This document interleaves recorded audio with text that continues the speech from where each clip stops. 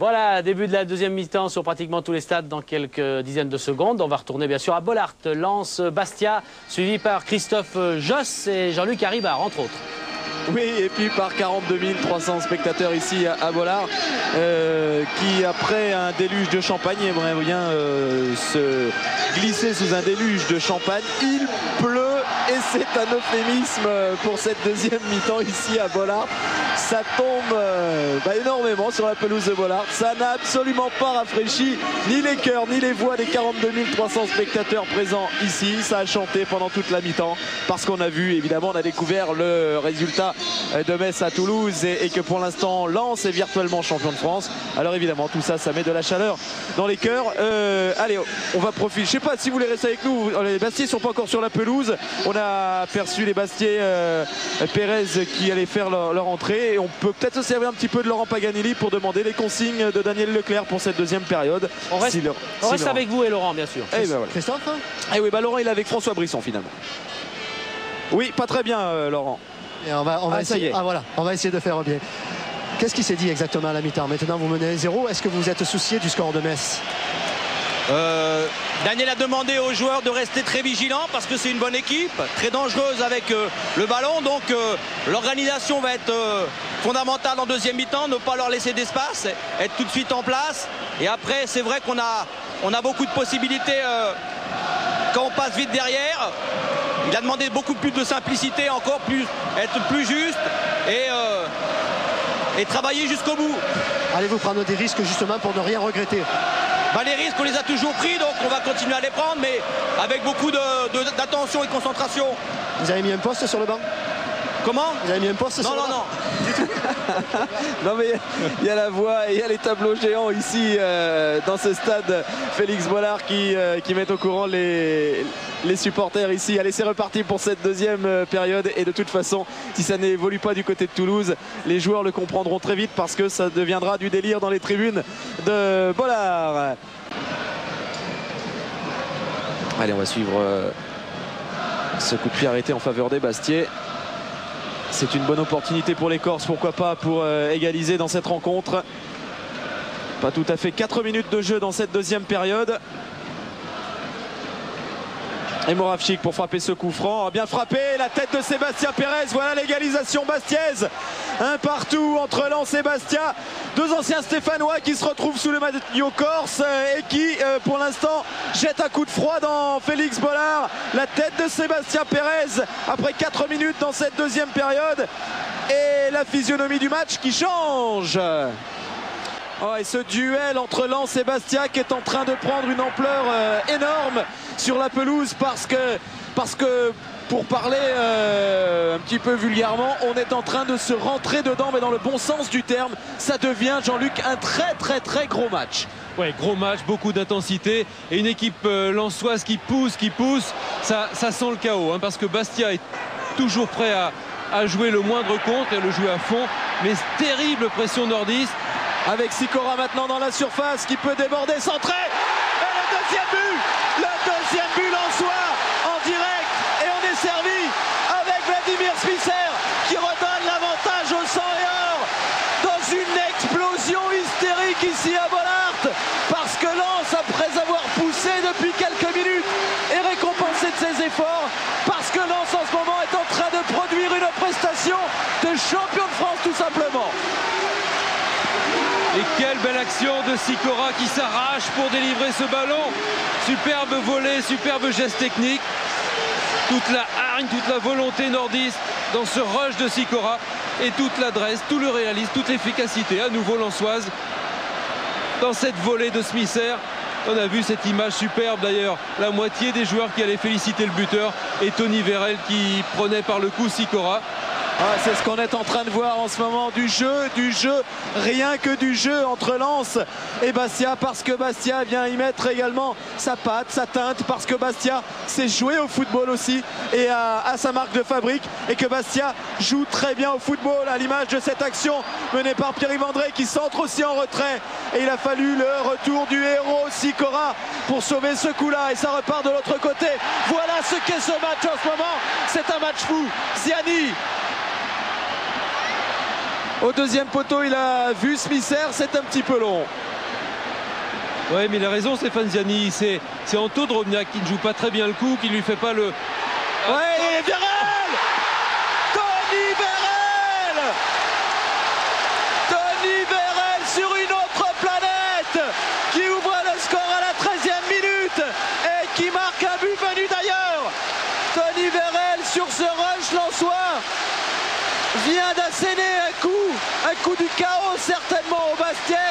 Lens mène désormais 3 buts à 1. C'est la fête du football que l'on attendait. Eh ben, il a bien fait de ne pas faire le bon appel, Anto Drobniak, puisque la balle est récupérée par Tony Vérel, alors qu'il lui se pose pas de questions. Il rentre, dribble extérieur, frappe, et le pauvre Éric Durand qui ne peut que toucher ce ballon. Et Tony Vérel, on l'a dit, l'homme en forme, mais lui, s'est pas posé de questions. Il a frappé. Et c'est un incroyable scénario quand même, hein. Lens qui menait à la mi-temps, Lens qui s'est fait rejoindre en début de deuxième mi-temps, et Lens qui fait le break maintenant, qui marque 2 buts coup sur coup. Eh bien, on s'ennuie pas ici, hein. On ne s'ennuie pas, je vais vous dire pourquoi, parce que aussi Daniel Leclerc sait que le titre peut se jouer aussi au goal average sur le dernier match, donc il est en train de pousser son équipe à marquer des buts et surtout derrière à ne pas en prendre. Ouais, mais coup de chapeau quand même, parce que marquer 3 buts à la meilleure défense du championnat de France, Bastia qui était jusqu'alors la meilleure défense du championnat de France vient d'encaisser 3 buts et jamais Bastia n'a tremblé comme ça dans le championnat, jamais Bastia n'a été autant malmené dans le championnat que Bastia ne l'est ce soir sur la pelouse de Bollard, tout simplement parce qu'en face il y a un poids lourd, il y a un costaud qui a été ébranlé en début de deuxième reprise, mais ce costaud là a su réagir en champion de France, un titre qui se dessine de plus en plus en tout cas. Oui, en tous les cas, une équipe lensoise euphorique, c'est quand même aussi, Christophe, la deuxième attaque du championnat derrière l'H du Auxerre. Et à la décharge de Bastia, attention. Ouais, le bon coup franc de Lubomir Moravchik, ce n'est qu'une avalanche de beaux gestes, de belles actions, ce n'est qu'une régalade à Bollard. Ouais, une régalade aussi pour Guillaume Varmuz, on va dire que c'est un bel arrêt, hein, mais je dirais pas que c'est un arrêt pour les photographes, hein, parce que là il se fait plaisir, Guillaume Varmuz. Impeccable prise de main. Oui, à la décharge des Bastiais quand même, hein. Il faut souligner qu'il leur manque 2 défenseurs, 2 pièces maîtresses de la défense. C'était la meilleure défense, c'est toujours peut-être la meilleure défense ce soir, mais il leur manque quand même Mendy, Frédéric Mendy et Moreau, le capitaine, qui sont blessés tous les deux. Je ne sais pas si dans l'euphorie du moment vous vous êtes rendu compte qu'il y avait eu un changement, hein. Non. Il y a Prince qui est rentré à la place de Pierre-Yves André. Ouais, bien vu Laurent, on n'avait pas vu du tout. Ah, mais il est à ma taille, alors je le vois bien, il est en face de moi. C'est pour ça qu'il est là. On est coiffé pareil d'ailleurs. Ah, on écoute ça.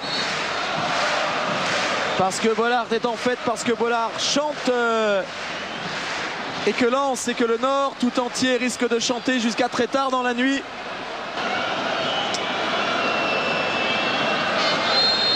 Christophe, on profite de ce coup de sifflet. Il y a un transfert du suspense en ce moment. Si Toulouse venait à égaliser, le titre tomberait dans la poche des Lensois. On va retrouver Grégoire à Toulouse. Toulouse-Metz, c'est quoi le truc? On serait menteur de vous dire qu'il ne s'est rien passé. Vous savez, des fois, on a eu de la chance jusqu'à maintenant, c'est quitté, il y avait des temps morts, mais ça n'existera plus, je crois, les temps morts dans ce match entre Lens et Bastia. C'est un vrai combat. Bastia s'est procuré des belles occasions, etc. On vit un match fou. Et puis là, Sikora qui a effectué un nouveau débordement, qui a été déstabilisé dans la surface de réparation. C'est un penalty favorable aux Lensois. L'occasion pour Anto Drobniak de marquer un but à ses anciens coéquipiers. Voilà qui est fait. Et Lens mène désormais 4 buts à 1, il semble. Allez, je crois qu'il n'y a plus guère de suspense quant aux destinées de cette rencontre-là, même si on peut voir encore du spectacle ici à Bollard, et on va certainement en voir encore dans les dernières minutes, mais la victoire ne fait plus de doute ici. Bastia mène 4 buts à 1, il reste un petit peu plus de 20 minutes à jouer. Drobniak vient de marquer son 14e but du championnat. Christophe, c'est bien Bastia qui est mené par Varmuz et ses coéquipiers, mais comme le match est tout fou, pour une fois, et comme c'est la première, il n'y a même pas de carton jaune à sortir, bien évidemment. On retourne tout de suite du côté de Toulouse pour Toulouse-Metz.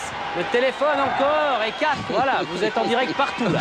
Allez, les derniers mouvements du côté du stade Félix Bollard. C'est vrai qu'on a déroulé depuis le 4e but tout à l'heure sur penalty d'Anto Drobniak. On a déroulé dans ce match d'un côté comme de l'autre. On s'est fait plaisir tout simplement du côté lensois comme du côté bastiais. Et on a enchaîné les beaux mouvements, les belles actions.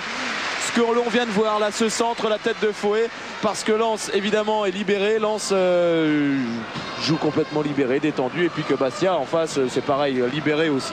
Oui, on s'est un peu réorganisé côté lensois en faisant sortir Anto Drobniak. On a renforcé le milieu de terrain avec Michael Debève. Ziani aussi est sorti, c'est Philippe Brunel qui est rentré, bon, pour essayer de tenir un peu le ballon au milieu. On a vu quelque chose de sympathique, hein, c'est l'entrée aussi d'Ousmane Souma côté Bastia. Vous vous rappelez, lui qui avait eu un si grave accident sur un terrain, c'était en début de saison. Et compte tenu de ce qui va se passer le 3 mai prochain au Stade de France pour les hommes de Daniel Leclerc. Fouet qui met sa tête et le 5e but pour terminer. Et le triplé dans ce match pour Tony Vérel qui a fait un match énorme. Tony Vérel, son premier triplé de la saison à Tony Vérel. Je crois bien que c'est son premier triplé tout simplement chez les pros pour la première fois de sa carrière. Il marque 3 buts. Dans un championnat, dans un match de championnat, Tony Vérel, il vient conclure remarquablement ce match à 1 minute de la fin. Il vient conclure la fête, Tony Vérel, fête parce que lui a été l'un des très grands animateurs, si ce n'est le grand animateur de cette belle fête. Ouais, Bastia qui explose en cette seconde période.